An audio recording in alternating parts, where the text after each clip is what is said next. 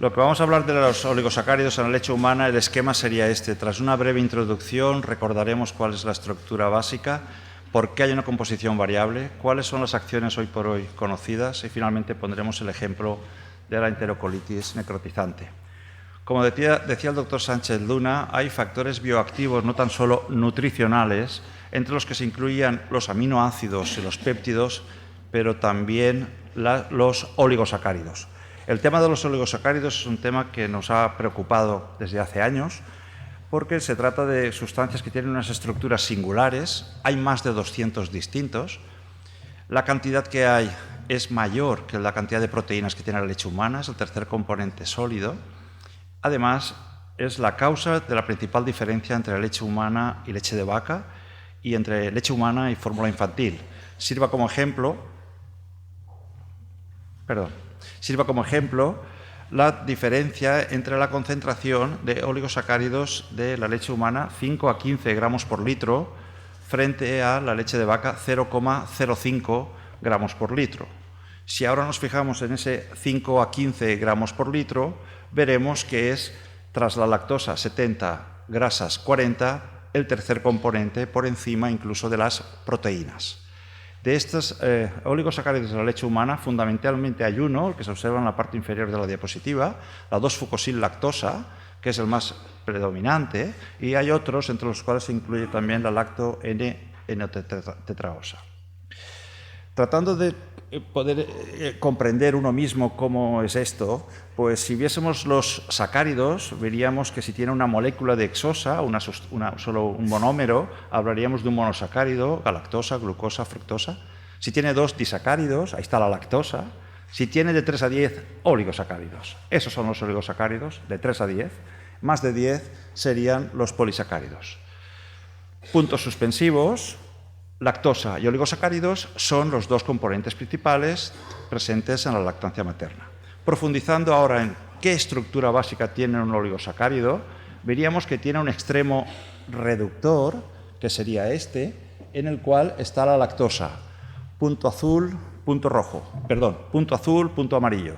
La lactosa, pues, es el extremo reductor. En el otro extremo estaría o bien la fucosa color rojo o bien el ácido siálico color violeta, y entre medias habría una alargadera que va consiguiendo fundamentalmente por medio de lacto-N-biosas pues ir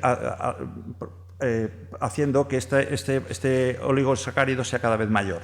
De tal manera que la estructura básica serían los trisacáridos.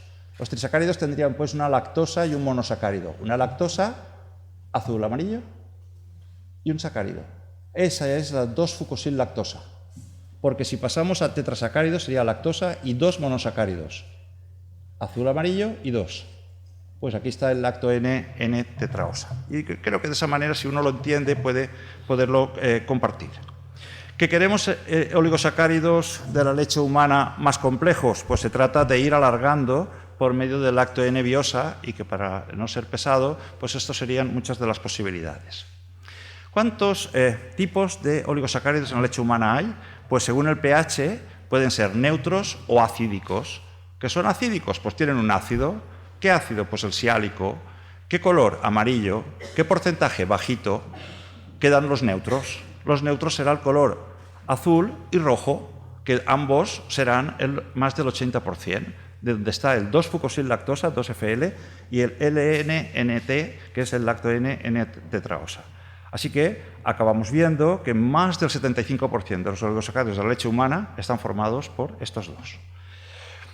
Vamos a un poquito más. ¿Por qué hay una composición variable de los oligosacáridos de la leche humana? ¿En qué se basa? Esta primera fase sería relacionada con la genética. Pido un poquitín de esfuerzo mental para poder entender lo que a mí tanto me costó. Es que básicamente las madres tienen un gen secretor o un gen Lewis. Si tienen un gen secretor, expresa una enzima que hace que se sintetice 2-fucosil-lactosa. Si tienen un gen Lewis, codifica una enzima, la fucosiltransferasa 3, y sintetiza otros oligosacáridos. Nos quedamos con que secretor y Lewis, fucosil-lactosa y otros. Si ahora ponemos arriba, en vertical, secretor si no, y en horizontal, Lewis, nos saldría una tabla con 4 entradas. Y así se explica que si tiene el gen secretor, sintetice 2-fucosil-lactosa y si no, no sintetice la misma. De 3 posibilidades, 2 tercios hay de que sean secretoras. Y así pues habrá más madres secretoras, así es como se puede entender, y además se entiende que las secretoras tienen en su leche materna 2-fucosil-lactosa y las otras no, que son los 2 únicos conceptos básicos a los que yo quería llegar, habiéndolo entendido conjuntamente.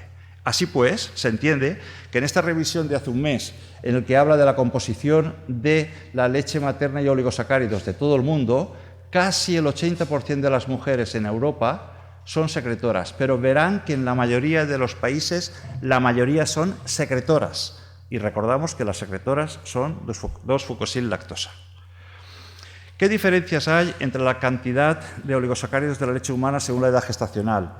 Pues se creía que había diferencias cuantitativas. En este trabajo del 2017 de la doctora Collado, en el que ha participado nuestra amiga Cecilia Martínez Costa, pues se demuestra que no hay diferencias cuantitativas, sí las hay a nivel cualitativo. Las secretoras tienen una cantidad de oligosacáridos en leche humana casi el doble de las no secretoras, 10 a 5. Como decía el doctor Sánchez Luna, hay una gran diferencia entre la composición según el origen de las personas. Me parece que estamos empezando a entender un poco la gran biodiversidad que tiene la leche materna. Una cosa que sí que sabemos es que el total de oligosacáridos de la leche humana disminuye con la lactancia, tanto el 2-fucosil-lactosa, diapositiva parte de la derecha, como el lacto N-tetraosa. Hacemos un resumen para poder seguir, porque esto al final se iba haciendo cada vez más complejo, y así que podemos descansar recordando que hay una gran variabilidad en la composición según la genética, que hay un predominio de secretoras, que no parece que haya diferencias pero sí cualitativas en relación con la edad gestacional y que hay una disminución a medida que avanza la lactancia. Quizás más interesante que conocer esto es saber qué posibles acciones tienen los oligosacáridos de la leche humana. Probablemente estas 4, y para poderlas entender hay que recordar que el 98% de los oligosacáridos de la leche humana no son digeribles y, por tanto, llegan al colon y son metabolizados por la microbiota o por las heces. Y tan solo un 1 o 2% se absorben y tienen su efecto sistémico y aparecen en la orina. Pues bien, el primer efecto sería el efecto bifidógeno. Serviría de sustrato, de alimento a las bifidobacterias, favoreciendo el crecimiento de las mismas, de tal manera que se determinaría el tipo de microbiota intestinal en los primeros años de vida. A nivel de experiencias in vitro, se demuestra que cuando en células cultivadas, cuando hay un predominio de 2-fucosil-lactosa, hay un predominio de bifidobacterias, color verde, mientras que si hay un menor contenido en 2-fucosil-lactosa, entonces color rojo, hay un predominio de patógenos como coli o Clostridium o Streptococcus. Es más complejo aún. Todas estas bifidobacterias, por lo visto, no aprovechan los oligosacáridos de la misma manera. Unos lo aprovechan de manera entera, otros a partir de aquello que elongábamos y otros a partir de monosacáridos. Es decir, que es mucho más complejo aún si uno profundiza un poquito más. El segundo efecto es el efecto antiadhesivo por la acción de cebo o señuelo. Lo explicamos. Parece ser que los virus, bacterias y parásitos necesitan unos glicanos formados por sacáridos que servirían como receptores específicos sobre los cuales atacaría, se depositaría o empezaría a depositarse el virus, bacteria o parásito para ejercer su acción. De alguna manera, si pudiésemos, como hace la leche humana, tener oligosacáridos que imitasen a estos receptores, evitaríamos que aterrizasen estas bacterias o virus y, por tanto, secuestraríamos antes de que llegasen. Yo lo veo de esta manera. Si el salmonete es el glicano que está esperando que ataque el virus, bacteria o parásito, tan solo tengo que ponerle un cebo o señuelo, alguien que se parezca a este. Y a partir de este momento, el pez, el parásito, el virus, en vez de ir hacia ahí, va hacia allá.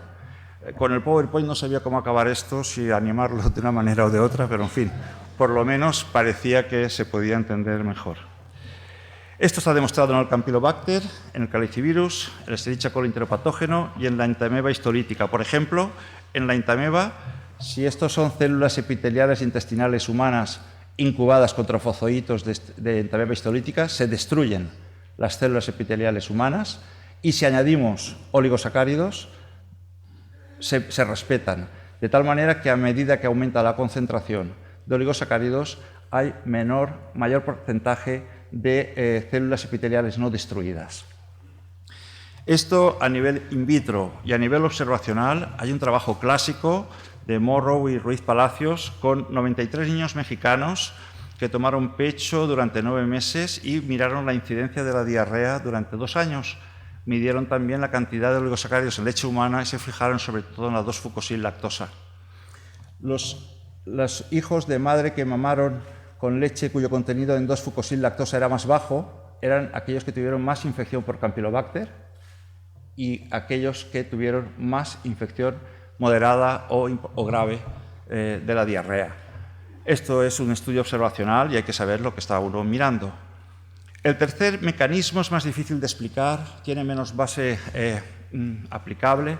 Sería el efecto modulador de la respuesta de las células epiteliales intestinales, de tal manera que sería capaz, los oligosacáridos de la leche humana serían capaces de modular la expresión génica de tal manera que crearía, digamos, menos receptores para que se depositasen las bacterias sobre las células epiteliales. Solo está demostrado en el Escherichia coli enteropatógeno y en el uropatógeno, y son solo estudios in vitro.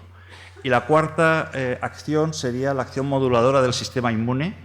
Si hemos dicho que cerca de un 1% llegan a la circulación sistémica, pues parece ser, al menos en estudios in vitro como este que está en la parte inferior de la diapositiva, que los oligosacáridos de la leche humana influirían en la maduración de los linfocitos de tal manera que equilibrarían, de tal manera que la respuesta no solo sería TH2, sino que habría un equilibrio TH1-TH2.